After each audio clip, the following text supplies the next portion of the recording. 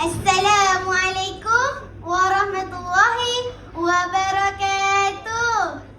Alhamdulillahirabbil alamin wa bihi nasta'in ala umur dunya waddin. Apa khabar kawan-kawan? Sihat ke? Aku doakan semua dalam keadaan sihat dan ceria. Kawan-kawan, doakan aku sihat juga tau. Boleh? Alhamdulillah. Indahnya doa. Itulah tajuk tazkirah saya pada hari ini. Baiklah, bila sebut tentang doa ni, saya nak tanya satu soalan. Sejak dari bangun tidur pagi tadi sampai sekarang ni, dah berapa banyak doa yang sudah dibaca? Yang kerak-kerak kening tu mesti tengah kira berapa banyak doa yang dibaca. Doa bangun tidur, doa masuk tandas, doa tengok cermin. Sekarang ni pun mesti tengah berdoa juga kan? Ya Allah, betul banyak. Bagilah aku dapat poin terbaik. Ustazah pun mesti tengah berdoa juga kan? Sampai sejuk tangan dibuatnya. Betul tak? Malu-malu pula nak jawab. Betul lah tu.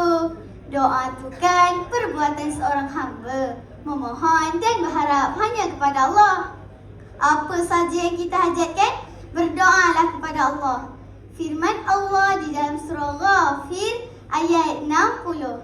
A'udzubillahi minasyaitonirrajim. Wa qala rabbukum ud'uni astajib lakum.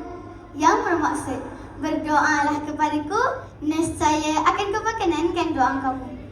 Nampak ke kawan-kawan betapa sayangnya Allah kepada kita? Sampai Allah sendiri suruh kita berdoa kepadanya. Bukan itu je tau, Allah juga berjanji akan kabulkan doa-doa kita. Tapi perlu diingat, bulan tak datang bergulit, pimpin tak datang melayang. Maksudnya kena usaha juga, bukan berdoa semata. Kita ni nak sangat menang acara dari cilik. Doa tak putus-putus, tapi usaha tak seberapa. Ustazah suruh berlatih, aku tak datang sekolah, mau tangkap ikan ni Ustazah. Alah, penatlah. Macam mana Allah nak bagi? Betul tak? Nabi Muhammad SAW ada bersabda, ad-du'a silahul mu'min.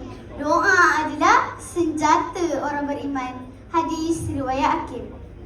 Senjata tu? Kenapa ya? Sebab Nabi yang dijanjikan syurga pun sentiasa berdoa kepada Allah. Contohnya kisah Nabi Ayub AS yang diuji dengan penyakit kulit yang amat dahsyat bertahun-tahun lamanya. Baginda sabar dan terus berdoa sehingga lahirnya Allah sembuhkan baginda. Masya Allah, hebat kan kuasa doa? Jom kita doakan saudara kita di Palestin. Kita yang kecil ni tak mampu nak ke sana, apatah lagi nak angkat senjata untuk berperang. Boleh? Kawan-kawan nak tahu tak? Uang kita Muhammad Izzuddin Asmadi yang berasal dari suku kaum Tamiyah di Pos Lanang, Gua Musang di Kelantan ni lah.